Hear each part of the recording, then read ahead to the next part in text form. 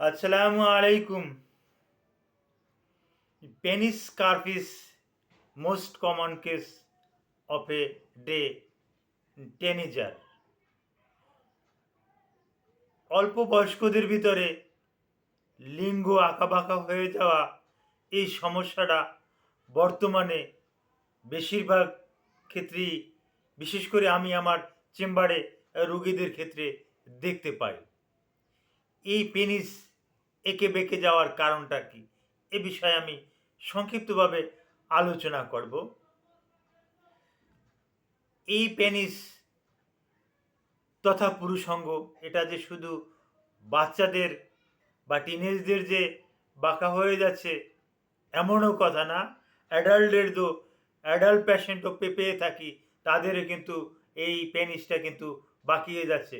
হয় ওই left turn নিচ্ছে, দেখা যাচ্ছে 30 থেকে 40 এরকম থাকবে, সেটা 30 ডিগ্রি 40 ডিগ্রি এরকমের অ্যাঙ্গেলে চলে যাচ্ছে, এটা লেফটে যাচ্ছে অথবা এরকমের রাইটে যাচ্ছে, হ্যাঁ, অথবা ডাউনে চলে যাচ্ছে অথবা আপসে চলে যাচ্ছে, হ্যাঁ, এরকমের দেখেছি। 60 ডিগ্রি পর্যন্ত আমি মেপে দেখেছি, হ্যাঁ, 60 ডিগ্রি পর্যন্ত বাঁকা হয়ে গেছে। তো ওই 60 ডিগ্রি পর্যন্ত বাঁকা হয়ে গেলে সে আর কিন্তু ওই সঠিকভাবে সেক্স করতে পারে না, সেক্স করে সে মজা পাচ্ছে না এবং পারেও না সে সেক্স করতে, হ্যাঁ, অর্থাৎ স্বামী স্ত্রী যৌন মিলন কিন্তু তারা আর করতে পারে না, বিশেষ করে ওই পুরুষে কিন্তু আর সম্ভব না। হ্যাঁ, 60 ডিগ্রি যদি অ্যাঙ্গেল হয়ে যায় এরকম দেখেন, তো এ কীভাবে কি সম্ভব? আপনি একটু চিন্তা করেন, আমি বিস্তারিত ব্যাখ্যা দিলাম না। এটা 60 ডিগ্রি অ্যাঙ্গেল, এই 60 ডিগ্রি অ্যাঙ্গেল দিয়া এটা এটা এটা এটা আপনি কীভাবে কি করবেন? আপনার উপরেই আমি ছেড়ে দিলাম, আপনি একটু চিন্তা ভাবনা করুন।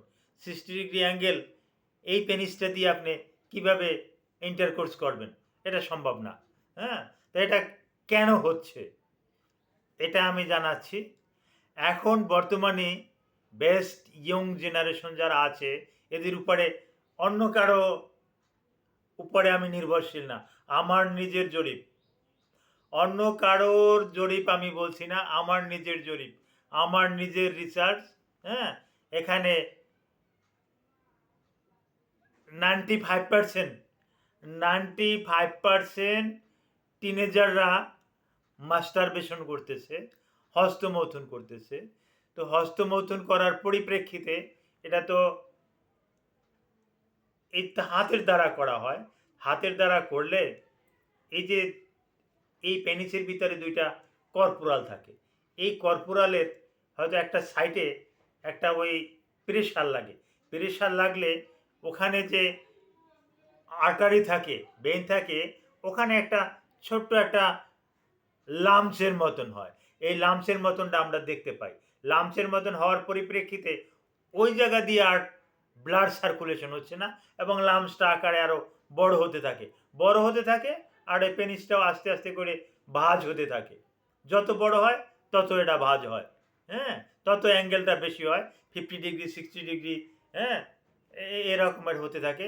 30 ডিগ্রি, হ্যাঁ, 15 ডিগ্রি এরকম করে আস্তে আস্তে করে অ্যাঙ্গেল হচ্ছে।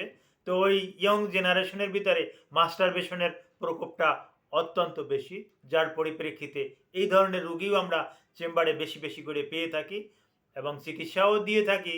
তারপরেও অনেকটা তাদেরকে ধর্মীয় দিকটি অনেক কিছুই তাদেরকে বুঝিয়ে দেই, যাতে তারা এতে উদ্বুদ্ধ না হয়। হ্যাঁ, একটা সময় আসবে, ওই ইদানিংকালে দেখা যাচ্ছে যে মানুষ, হ্যাঁ, বিভিন্ন খারাপ কাজে লিপ্ত। তার কিন্তু একটা বড় ধরনের একটা কারণ কিন্তু এই মাস্টারবেশন। এই মাস্টারবেশনের কারণে, অর্থাৎ আপনার স্ক্রুটামে স্পাম নাই, আপনার স্ক্রুটামে সেক্স নাই, আপনার স্ক্রুটামে ওই বীর্য নাই। তো বীর্য না থাকার পরিপ্রেক্ষিতে আপনার তো কিছু আর বাহির হবে না, ওখানে যে থলিতে থাকলে বাহির হবে।